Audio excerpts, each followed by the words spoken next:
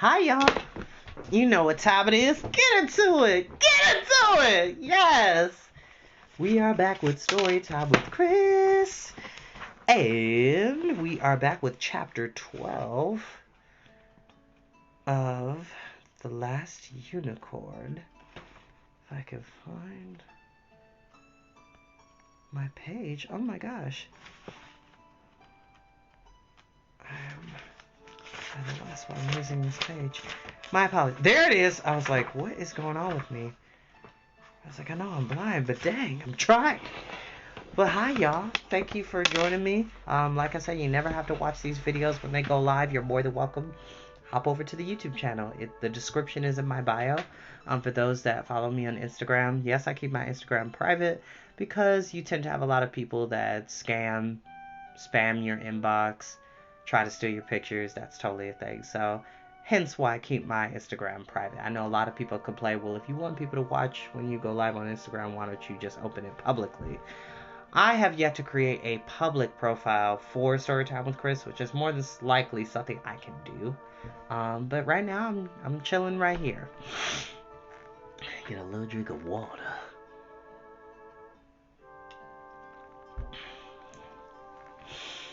Chapter 12. In the great hall of King Hagrid's castle, the clock struck 6.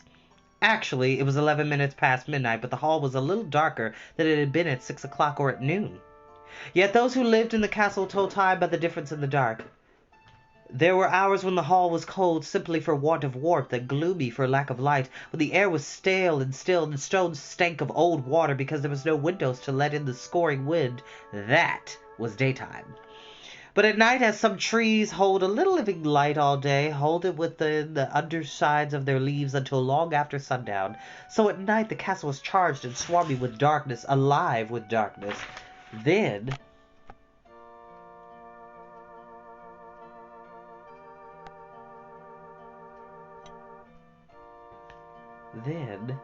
I lost my train of thought. Oh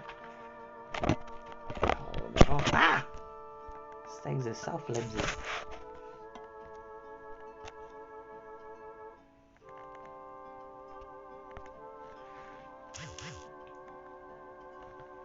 Alright.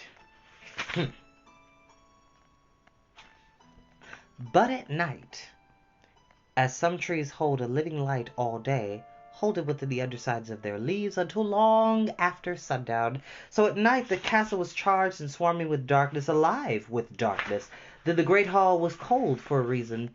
Then the small sounds that slept by day woke up to patter and scratch in the corners. It was night when the old smell of stone seemed to rise from far below the floor. Light a light, Molly Grew said. Please, can you make a light? Schmendrick muttered something curt and professional. For a moment nothing happened, but then a strange, shallow brightness began to spread over the floor, scattering itself about the room in 1,000 scurrying shards that shone and squeaked. The little night beasts of the castle were glowing like fireflies. They darted here and there in the hall, raising swift shadows with their sickly light and making the darkness even colder than before. I wish you hadn't done that, Molly said. Can you turn them off again? The purple ones, anyway. With the legs, I guess. No, I can't, Schmendrick answered crossly. Be quiet. Where's the skull? The Lady Amalthea could see it grinning from a pillar, lemon small in the shadows and dim as the morning moon, but she said nothing. She had not spoken since she came down from the tower. There, the magician said. He strode to the skull and peered into its split and crumbling eye sockets, for a long time nodding slowly and making solemn sounds to himself. Molly Grew stared with equal earnestness, but she glanced often at the Lady Amalthea. At last Schmendrick said, All right, don't stand so close. Are there really spells to make a skull speak? Molly asked. The magician stretched out his fingers and gave her a small, competent smile. There are spells to make everything speak. The master wizards were great listeners, and they devised ways to charm all things in the world, living and dead, into talking to them. That is, most of it, being a wizard, seeing and listening. He drew a long breath, suddenly looking away and rubbing his hands together. The rest is technique, he said. Well, here we go. Abruptly, he turned to face the skull, put one hand lightly on the pale crown, and addressed it in a deep, commanding voice. The words marched out of his mouth like soldiers, their steps echoing with power as they crossed the dark air, but the skull made no answer at all. "I just wondered," the magician said softly. He lifted his hand from the skull and spoke to it again. This time the sound of the spell was reasonable and cajoling, almost plaintive. The skull remained silent, but it seemed to Molly that a wakefulness slipped across the faceless front and was gone again. In the scuttling light of the radiant vermin, the Lady Amalthea's hair shone like a flower, appearing neither interested nor indifferent, but quiet in the way that a battlefield is sometimes quiet. She watched as Schmendrick recited one incantation after another to a desert-colored knob of bone that spoke not one word more than she did. Each charm was uttered in a more despairing tone than the last, but the skull would not speak, and yet Molly Grew was certain that it was aware and listening and amused. She knew the silence of mockery too well to mistake it for death. The clock struck 29. At least, it was at the point that Molly lost count. The rusty strokes were still clanking to the floor when Schmendrick suddenly stood both hands at the skull and shouted, all right, for you, you pretentious kneecap. How would you like a punch in the eye?" On the last words, his voice unraveled completely into a snarl of misery and rage. "That's right," the skull said. Yeah, wake up, old haggard." Its own voice sounded like branches creaking and knocking together in the wood.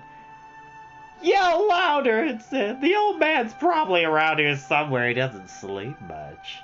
Molly gave a small cry of delight, and even the Lady Amalthea moved a step nearer. Schmendrick stood with his fists shut and no triumph in his face. The skull said, "Come on, ask me how to fight the Red Bull. You can't go wrong asking my advice. I'm the king's watchman, set to guard the way to the bull. Even Prince Lear doesn't know the secret way. But I do." A little timidly, Molly Grew asked, "If you truly are on guard here, why don't you give the alarm? Why don't you offer to help us, instead of summoning the men-at-arms?" The skull gave a rattling chuckle. "I've been up on this pillar a long time," it said. "It was Haggard's chief henchman once, until he smote off my head for no reason. That was back in the days when he was being wicked, to see if that was really what he'd really like to do." It wasn't. But he thought it might as well get some use out of my head, so he stuck it up here to serve as a sentinel. Under the circumstances, I'm not as loyal to King Haggard as I might be. Schmendrick spoke in a low voice. "Answer the riddle, then. Tell us the way to the Red Bull." "No," said the skull. Then it laughed like mad.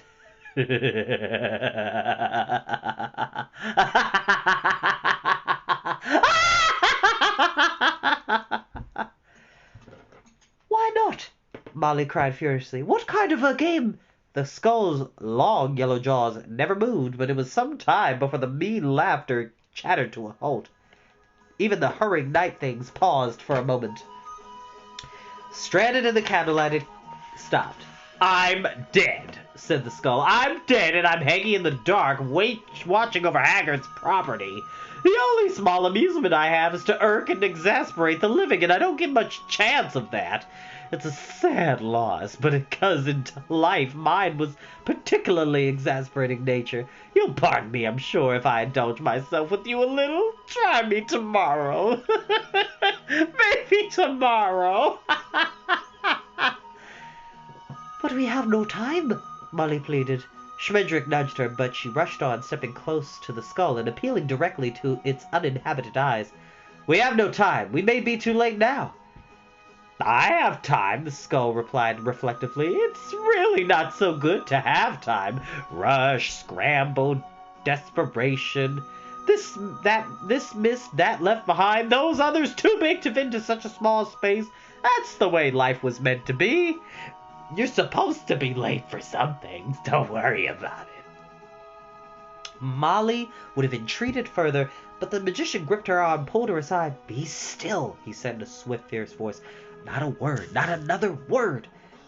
"The darn thing spoke, didn't it? Maybe that's the riddle requires." "It isn't," the skull informed him. "I'll talk as much as you like, but I won't tell you anything. That's pretty rotten, isn't it? You should have seen me when I was alive. Schmendrick paid no attention. Where's the wine? He demanded of Molly. Let me see what I can do with the wine. I couldn't find any, she said nervously. I looked everywhere, but I don't think there's a drop in the castle. The magician glared at her in vast silence. I looked, she said. Schmendrick raised both arms slowly and let them fall to his sides. Well, he said, well, that's it then. If we can't find the wine, I have my illusions, but I can't make wine out of the air. The skull giggling in a cackling, talky way. Matter can never be created nor destroyed, it remarked. Not by most magicians, anyway. From a fold of her dress, Molly produced a small flask. Excuse me. Oh, excuse me.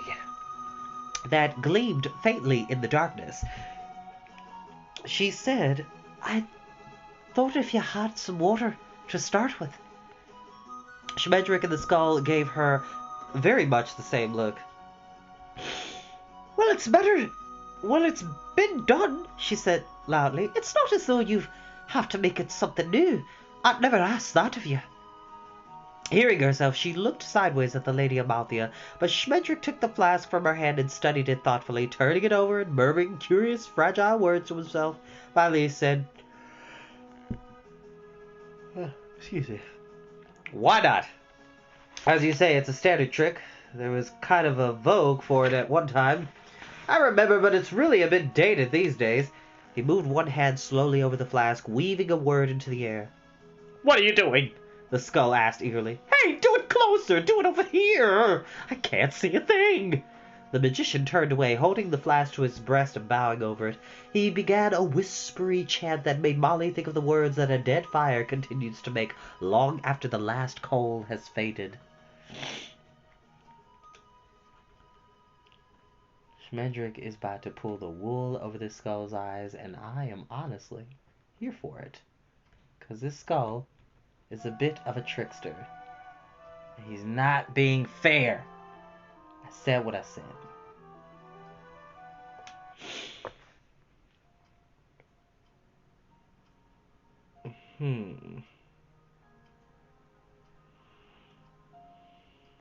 There we go. You understand, he said, interrupting himself. It won't be anything special. Vin or nair, if that. Molly nodded solemnly. Schmendrick said, and it's usually too sweet, and how am I supposed to get into drink itself? I haven't the faintest idea. He took up the incantation again, even more softly, while the skull complained bitterly that it couldn't see or hear anything. Molly said something quiet and hopeful to the Lady Amalthea, who neither looked at her nor replied. The chant stopped abruptly, and Schmendrick raised the flask to his lips. He sniffed at it at first, muttering, Weak, hardly any bouquet at all. Nobody ever made good wine by magic. Then he tilted it to drink, then shook it, and stared at it, and then with a small, horrible smile, turned it over. Nothing ran out. Nothing at all. That's done it, Schmendrick said almost cheerfully. He touched a dry tongue to his dry lips and repeated, That's done it. That's finally done it. Still smiling, he lifted the flask again to hurl it across the hall. No, wait! Hey, don't! The skull's clattering voice protested so wildly that Schmendrick halted before the flask left his hand. He and Molly turned together to regard the skull, which, so great was its anguish, had actually begun to wriggle where it hung, cracking its weathered occupant hard against the pillar as it strove to free itself. Don't do that, it wailed. You people must be crazy throwing away wine like that. Give it to me if you don't want it, but don't throw it away. It rocked and lurched on the pillar, whimpering. A dreamy, wondering look crossed Schmendrick's face, rather like a rain cloud drifting over dry country. Slowly he asked, What use have you for wine? No tongue to taste it, no ribby palate to savor it, no gullet to gulp it down. 50 years dead. Can it be that you still remember? Still desire? 50 years dead? What else can I do? The skull had ceased its grotesque twitching, but frustration had made its voice almost human. I remember, it said. I remember more than wine. Give me a swallow, that's all. Give me a sip and I'll taste it as you never will with all your ruddy flesh, all your buds and organs. I've had time to think. I know what wine is like. Give it to me. Schmendrick shook his head, grinning. He said, eloquent, but I've been feeling a bit spiteful myself lately. For a third time he lifted the empty flask, and the skull groaned in mortal misery. Out of pity, Molly Grew began to say, but if it isn't... But the magician stepped on her foot. Of course, he mused along. If you should happen to remember the entrance to the Red Bull's cavern as well as you remember wine, we might bargain yet. He twiddled the flask casually between two fingers. Done! The skull cried instantly. Done for a dram, but give it to me now. I'm more thirsty with thinking of wine than ever I was in life, when I had a throat to be dry. Only give me a single swig now, and I'll tell you anything you want to know. The rusted jaws were beginning to grind sideways on each other. The skull's slanty teeth were trembling and splitting. Give it to him, Molly whispered to Schmendrick. She was terrified that the naked eye sockets might start to fill up with tears, but Schmendrick shook his head again. I will give it to you, he said to the skull, after you tell us how we may find the Red Bull. The skull sighed but never hesitated. The way is through the clock. You simply walk through the clock and there you are. Now can I have the wine? Through the clock? The magician turned to peer into a far corner of the great hall where the clock stood. It was tall and black and thin, the sundown shadow of a clock. The glass over its face was broken and the hour hand was gone. Behind gray glass, the words could barely be seen, twitching and turning as fretfully as fish. Schmendrick said, you mean when the clock strikes the right time it opens, and then there's a tunnel, a hidden stairway? His voice was doubtful, for the clock seemed far too lean to conceal any such passageway. I don't know anything about that, the skull replied. Stop with this. If you wait for this clock to strike the hour, you'll be here till you're as bald as I am. Why compliant? A simple secret. Complicate a secret. Complicate a simple secret. Say that 3 times fast. You walk through the clock, the Red Bull is on the side. Gimme. But the cat said, Schmendrick began, then he turned and walked toward the clock. The darkness made him seem to be going away down a hill, growing small and stooped. When he reached the clock, he kept walking without pause, as though it was clearly no more than a shadow. But he bumped his nose. This is stupid, he said coldly to the skull as he returned. How do you think to cheat us? The way to the bull may well lead through the clock, but there's something more to know. Tell me, or I'll spill the wine out on the floor for you to remember the smell and look at it as much as you choose. Be quick! But the skull was laughing again, this time making a thoughtful, almost kindly noise. Remember what I told you about time. When I was alive, I believed, as you do, that time was at least as real and as solid as myself, and probably more so. I said 1 o'clock as though I could see it, and Monday as though I could find it on the map, and I let myself be hurried along from minute to minute, day to day, year to year, and as though I were actually moving from one place to another, like everyone else. I lived in a house bricked up with seconds and minutes and weekends and New Year's days, and I never went outside until I died, because there was no other door. Now I know that I could have walked through the walls. Molly blinked, bewildered, but Schmendrick was nodding. Yes, he said, that's how the real magicians do it. But then the clock would never strike the right time. Haggard scrambled the works long ago, one day when he was trying to grab hold of time as it swung by. But the important thing is for you to understand that it doesn't matter whether the clock strikes 10 next or 7 or 15 o'clock. You can strike your own time and start the count anywhere. When you understand that, then any time at all will be the right time for you. At that moment, the clock struck 4. The last bang had not yet faded when there came an answering sound from the great hall. Neither a bellow nor the savage grumble that the Red Bull often made when he dreamed. It was a low, inquiring sound, as though the bull had awakened, sensing something new in the night.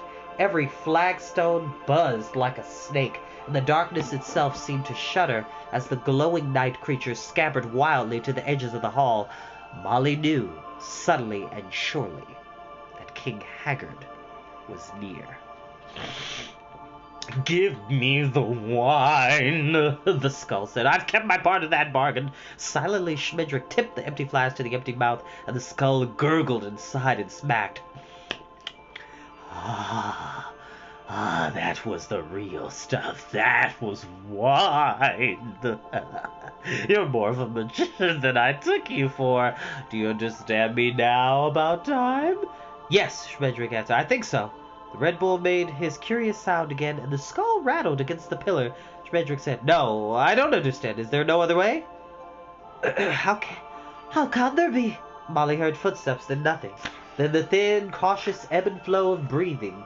She could not tell where it came from. Schmendrick turned to her, and his face seemed to be smudged from within, like the inside of a lantern glass, with fear and confusion. There was a light, too, but it shook like a lantern in a storm. "I think I understand," he said, "but I'm sure I don't. I'll try." "I still think it's a real clock," Molly said. "That's all right, though. I can walk through a real clock." She spoke partly to comfort him, but she felt a brightness in her own body as she realized what she had said was true. "I know where we have to go," she said, "and that's as good as knowing the time any day." The skull interrupted her.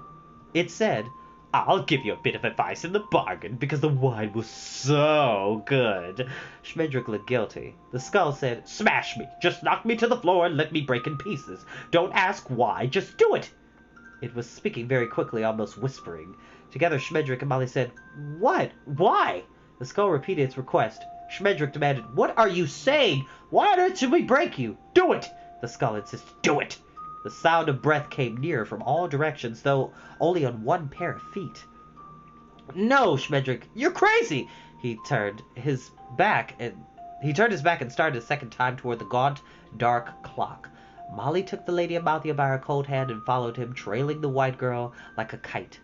"All right," the skull said sadly. "I warned you." In a terrible voice, a voice like hail on iron, it began once to cry, "Help, ho! The king guards to me! Here are burglars, bandits, moss troopers, kidnappers, housebreakers, murderers, character assassins, plagiarists, King Haggard! Oh, King Haggard!" Now over their heads and all around them feet came clattering, and they heard the whistling voices of the aged men-at-arms calling as they ran. No torches flared, for no light could be struck in the castle unless the king himself ordered it, and Haggard was yet silent. The three thieves stood confounded and undone, gaping helplessly at the skull. "I'm sorry," it said. "I'm just like that, treacherous, but I did try." Then its vanished eyes suddenly saw the Lady Amalthea, and they were wide and bright, although they could not have. "Oh, no," it said softly. "Oh, no, you don't. I'm disloyal, but I'm not that disloyal." "Run!" Schmendrick said, as he said it long ago to the wild sea-white legend that he had just set free. They fled across the great hall while the men-at-arms blundered loudly in the dark, and the skull shrieked, "Unicorn! Unicorn! Haggard! Haggard! There she goes! Down to the Red Bull! Mind the clock, Haggard! Where are you? Unicorn!" Then the king's voice rustling savagely under the uproar. "Fool traitor! It was you who told her!" His quick, secret footsteps sounded close by, and Schmendrick set himself to turn and fight, but there came a grunt and a crack and a scraping noise, and then the bouncing crunch of old bone on old stone. The magician ran on, but they stood before the clock. There was little grace either for doubting or understanding. The men-at-arms were in the hall now, and their clashing steps sent echoes booming back and forth between the walls, while King Haggard hissed and cursed them. The Lady Amalthea never hesitated. She entered the clock and vanished as the moon passes behind clouds, hidden by them but not in them, thousands of miles alone. As though she were a dryad, Molly thought madly, and time were a tree. Through the dim, speckled glass, Molly could see the weights of the pendulum and the cantered chimes, all swaying and burning as she stared. But there was no door beyond, through which the Lady Amalthea might have gone. There was only the rusty avenue of the works leading her eyes away into rain. The weights drifted from side to side like seaweed. King Haggard was shouting, "Stop them! Smash that clock!" Molly started to turn her head, meaning to tell Schmendrick that she thought she knew what the skull had meant, but the magician had disappeared, and so had the great hall of King Haggard. The clock was gone too, as she was standing beside the Lady Amalthea in a cold place. The king's voice came to her from very far away.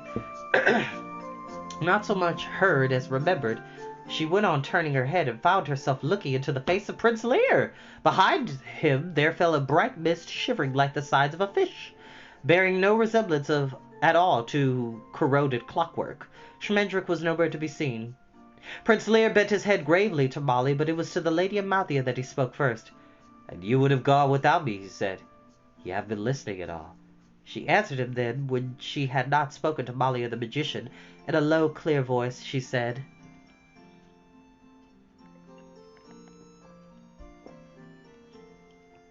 "I would have come back. I do not know why I am here, or who I am, but I would have come back." "No," said the prince, "you would never have come back." Before he could say anything more, Molly broke in, much to her own surprise, crying, "Never mind that at all. Where's Schmendrick?" The two strangers looked at her in courteous wonder that anyone else in the world should be able to speak, and she felt herself shake once from head to heels. "Where is he?" she demanded. "I'll go back myself if you won't." And she turned round again. He came out of the mist, walking with his head down as though he were leaning against a strong wind. He was holding a hand to his temple, and when he took it away the blood came softly down. "It's all right," he said when he saw that the blood was falling on Molly Gru's hands. "It's all right. It's not deep. I couldn't get through until it happened." He bowed shakily to Prince Lear. "I thought it was you who went by me in the dark," he said. "Tell me, how did you pass through the clock so easily? The skull said you didn't know the way." The prince looked puzzled. "What way?" he said. "What was there to know? I saw where she had gone, and I followed."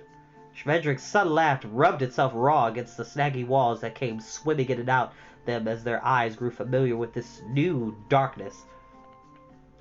"Of course, some things of their own time by nature." He laughed again, shaking his head, and the blood flew. Molly tore a piece out of her dress. "Those poor old men," the magician said. "They didn't want to hurt me, and I wouldn't have hurt them if I could. We dodged around and around, apologizing to each other, and Haggard was yelling, and I kept bumping into the clock. I knew that it wasn't a real clock, but it felt real, and I wondered about it. Then Haggard came up with his sword and hit me." He closed his eyes as Molly bowed his head. "Haggard," he said. "I was getting to like him. I still do. He looked so frightened." The dim, removed voices of the king and his men seemed to be growing louder. "I don't understand," Prince Lear said. "Why was he frightened? My father. What did he—" But just then, from the far side of the clock, they heard a wordless squall of triumph and the beginning of a great crash. The shimmering haze vanished immediately, and black silence caved in on them all. "Haggard has destroyed the clock," Schmendrick said presently. "Now there's no way back, and no way out but the bull's way." A slow, thick wind began to wink. And that is where we will end for tonight. Thank you all so much for joining me while reading The Last Unicorn. Like I said, you do not have to watch these videos when they go live. Aaron, thank you for watching. I will see you all next time.